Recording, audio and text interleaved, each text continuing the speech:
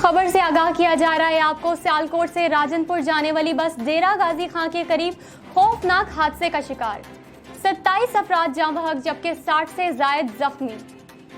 Update कर रहे हैं आपको, सियालकोट से राजनपुर जाने वाली बस डेरा गाजी खां के करीब खौफनाक हादसे का शिकार, 27 अफराद जाँ बहक जबकि 60 से जायद जख्मी बताए जा रहे हैं। इसी पर बात करने के लिए हमारे नुमाइंदे रहमान यूसुफ हमारे साथ मौजूद हैं। जी रहमान यूसुफ, अपडेट कीजिएगा। हाँ जी बिल्कुल आमना, डेरा गाजी खान तोनसा शरीफ बाईपास के करीब इंतहाई दिलखराश ट्रैफिक हादसे के नतीजे में 27 अफराद जाँ बहक होने की इतलात मौसूल हो रही हैं, जबकि 60 से जायद अफराद जख्मी बताए जा रहे हैं। हादसा ट्रेलर और बस की टक्कर की नतीजे में पेश आया है। रेस्क्यू 1122 ने मौके पर पहुंचकर जख्मियों को तिब्बी इमदाद के लिए डीजी खान टीचिंग अस्पताल मुंतकिल कर दिया है। जी अच्छा रहमान, ये बताएं कि यह हादसा किसकी गफलत से पेश आया?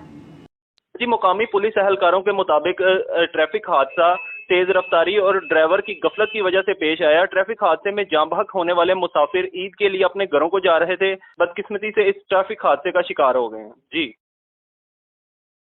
अच्छा रहमान, ये बताएं कि ये वजीर आला पंजाब उस्मान बुज़दार का आबाई इलाका है, क्या इस हवाले से इनका कोई मुज़म्मती बयान आया?